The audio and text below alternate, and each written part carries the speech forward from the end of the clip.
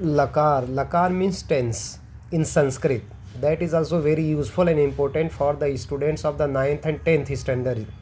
जैसे इंग्लिश में टेंसेस होते हैं, हमको टेंस पहचानना ज़रूरी है, वैसे ही हमको संस्कृत में भी टेंस जानना ज़रूरी है और कर्ता और क्रिया का संबंध जानना ज़रूरी है।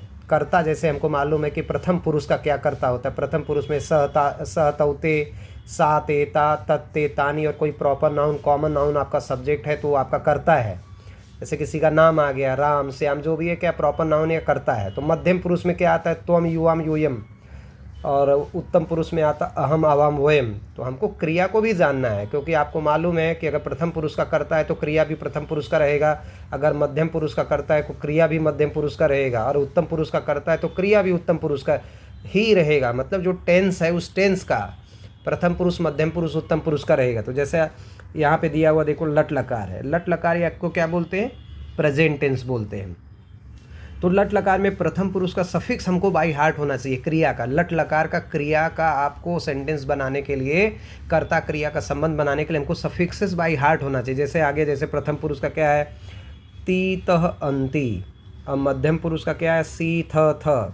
उत्तम पुरुष है मी, वह, म। तो जैसे आपको मालूम है कुछ रूट परस्मय पदी में चलते, कुछ आत्मनेय पदी में चलते। तो जैसे टेबल आप देखोगे, पठ मेन रूट है तो हम उसका सफिक्स यूज़ करेंगे लट लकार का। ती, तह, अंति, तो देखो पठती, पठत, पठंती हो गया ना। सी, थ, तो पठसी, पठथ, पठत हो गया। और मी, वह, म सफिक्स हम यूज़ करेंगे यहाँ पे, तो क्या हो जाएगा? पठामी, पठावह, पठाम। यहाँ पे विसर्ग रहेगा, पठावह, पठाम हो जाता है। तो जैसे हमको मालूम है, अगर मान लो आ गया सह पठती हो गया, देखो ये पठती, सह क्या? प्रथम पुरुष का एक वचन है तो क्रिया भी देखो प्रथम पुरुष का एक वचन रहेगा। जैसे आ गया त्वम, त्वम मध्यम पुरुष का एक वचन तो क्रिया भी क्या रहेगा? पठसी, त्वम, पठसी। तो इस तरह से कर्ता क्रिया को जानना जरूरी, सफिक्सेस बाई हार्ट होना चाहिए। तो वैसे ही लट लकार में क्या होता? आत्मनेपदी का क्रिया होता है। तो देखो ते, इते, अंते, से, इथे, द्वे, और ई, वहे, महे। यहाँ पे है ई, वहे, महे। तो जब हम सफिक्स यूज़ करेंगे तो देखो क्या करेंगे? लभ मेन रूट है तो तेज ऐड करें तो क्या हो गया? देखो यहाँ पे लभते हो गया। अब ई जब भी रहेगा तो ई साइलेंट हो जाएगा, और जो मेन रूट है जैसे लभ मेन रूट, उसके लास्ट लेटर में ए की मात्रा में कन्वर्ट हो जाएगा। तो देखो क्या हो गया? लभ मेन रूट है, ई साइलेंट हो गया, यहाँ पर ए की मात्रा में कन्वर्ट हो गया तो क्या हो गया? लभेते। फिर अंते आ गया तो असाइलेंट हो जाएगा, क्या है? लभंते। फिर आप देखोगे से, इथे, द्वे है तो लभ से। अब ई मैंने कहा ना, ई हट जाएगा तो ए का मात्रा हो जाएगा तो लभेथे हो जाएगा, यहाँ लभद्वे हो गया, यहाँ हो गया ई हट गया। मेन रूट क्या है? लभ है, ई हटेगा तो ए का मात्रा दे के जाता है तो क्या हो जाता है? लभे। और जो उत्तम पुरुष का द्विवचन बहुवचन रहेंगे तो मेन रूट में आ का मात्रा लगाना पड़ता है, लभा, वहे, लभा, महे। इस तरह से इसको समझना। फिर देखो लोट लकार, लोट लकार को क्या बोलते हैं? इंपरेटिव मूड बोलते हैं। तो इंपरेटिव मूड का हमको सफिक्स बाई हार्ट होना चाहिए। आपने इंपरेटिव सेंटेंस पढ़ा है, where there is request, order and command, तो प्रथम पुरुष का सफिक्स बाई हार्ट होना चाहिए कि तू, ताम, अंतु। और मध्यम पुरुष क्या होता है? शून्य, मतलब we write only the main root. जैसे पठ है तो पठ, लिख है तो लिख लिखेंगे, तम, त, आनी, आव, आम। तो परस्मय पदी का देखो रूट है तो क्या हो जाएगा? इसी बेस पे हमको ये टेबल लिखना है, पठतु, पठताम, पठंतु। पठ मतलब मेन रूट लिखना, कोई भी सगन, पठ, पठतम, पठत। फिर देखो आनी, आव, आम है तो सफिक्स को यूज़ करके पठानी, पठाव, पठा में लिखा। अगर लिख होता तो हम लिखते लिखानी, लिखाव, लिखाम। फिर हमको क्या हो जाएगा? कर्ता क्रिया का संबंध हम सेंटेंस बना सकते हैं, इंपरेटिव सेंटेंस का। फिर लोट लकार का देखो ये क्या है? आत्मनेपदी है। आत्मनेपदी का सफिक्स बाई हार्ट होना चाहिए, ताम, इताम, अंताम, स्व, इथाम, ध्वम, ए, आव है, आम है। तो आप जैसे उसका टेबल चलेगा, आपको मालूम है तो उसका टेबल कैसे चलेगा? जैसे लव एक आत्मनेपदी रूट है तो ताम सफिक्स को यूज़ करेंगे, लव, ताम। मैंने कहा जब ई आता है तो क्या देखो, लव मेन रूट है तो ई हट जाएगा और लास्ट लेटर में ए का मात्रा जुड़ जाएगा तो लभेताम हो गया। यहाँ पे क्या हो गया? लभनताम हो गया। फिर आप देखोगे यहाँ पे आ गया स्व, इथाम, ध्वम, तो लभस्व हो गया, लभेथाम हो गया, लभध्वम हो गया। फिर आप देखोगे अ, आव है, आम है, दो डंडी रहेगा, लभ है, लभाव है, लभाम है। तो ये सफिक्स हमको याद रहेगा तो हमको हमेशा के लिए आगे 9th में, 10th में, 11, 12 में भी संस्कृत अगर लेते हैं तो हमको बेसिक समझ में आएगा। कर्ता और क्रिया का संबंध हमको क्या सेंटेंस बनाने के लिए आएगा। तो ये जानना बहुत ज़रूरी है। ये सफिक्सेस है, हमको बाई हार्ट होना चाहिए टेंस को अच्छे से समझने के लिए। फिर देखो एक नया आपका आता है लंग लकार आता है। लंग लकार को क्या कहा जाता है? पास्ट टेंस कहा जाता है। लंग लकार को क्या बोलते हैं? पास्ट टेंस कहा जाता है। तो जब हम लंग लकार का टेबल लिखते हैं तो मेन रूट जो रहता है, जैसे पठ, लिख, वद, उस मेन रूट के पहले अ लगाते हैं, फिर सफिक्स को ऐड करते हैं। सफिक्स आपको पता है, ये सारे सफिक्स है जो किसी वर्ड के एंड में लगते हैं। तो जैसे आ गया इसका सफिक्स परस्मय पदी का हमको याद होना चाहिए, क्या है आपका, देखो त, ताम, अन। फिर दूसरा क्या आ गया, विसर्ग, तम, त, अम, आव, आम है। तो सफिक्स जब ऐड हमको याद रहेगा तो हम इसका टेबल लिख सकते हैं। जैसे पठ मेन रूट है परस्मय पदी का, तो हमने क्या किया, पठ के पहले अ लगा के फिर इस सफिक्स को ऐड करते हैं। तो अपठत हो गया, फिर हो गया अपठताम हो गया, फिर क्या हो गया अपठन, तो अ साइलेंट हो जाता है। फिर विसर्ग है तो देखो यहाँ पे हो गया, आप देखोगे यहाँ पे क्या हो गया अपठ, इसके बेस पे क्या हो जाएगा अपठतम। फिर क्या हो जाएगा अपठत, ये त है यहाँ पे बाय मिस्टेकली न दिख रहा है, तो ये त है अपठत। फिर आप देखिएगा अम, आव, आम, फिर क्या हो जाएगा अपठम हो जाएगा, फिर उसके बाद आव हो जाएगा तो अपठाव हो जाएगा, फिर क्या हो जाएगा अपठाम, म के नीचे हलंत नहीं है। फिर आप देखोगे लंग लकार का आत्मनेपदी का क्रिया रूट है, जिसको बोलते पास्ट टेंस। आत्मनेपदी, आत्मनेपदी का सफिक्स याद होना चाहिए, त, इताम, अंत, था, इथाम, ध्वम, ई, वही, मही। जब इसका टेबल हम लोग फॉर्म करेंगे तो स्टूडेंट, मैंने बोला आपको मेन रूट के पहले अ लगता है, फिर सफिक्स ऐड करते हैं पास्ट टेंस में। तो आप देखोगे यहाँ पे क्या हो गया अलभत, लभ मेन रूट है आत्मनेपदी का, अलभत हो गया। फिर इताम मैंने बोला ई हटेगा तो ए का मात्रा मिल जाएगा इसको, अलभेताम, फिर अलभंत हो गया।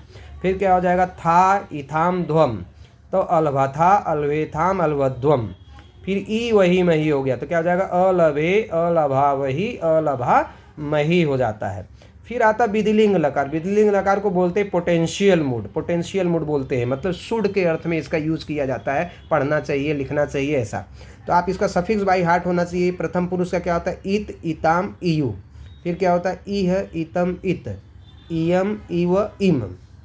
तो मान लो पठ जो है आप देखोगे यहाँ पे परस्मय पदी है, तो क्या हो जाएगा यहाँ पे आत्मनेपदी नहीं परस्मय पदी है, तो हम क्या लिखेंगे इत, ये देखो ये क्या परस्मय पदी का इत, इताम, इयु, इतम, इत, इयम, इव, इम।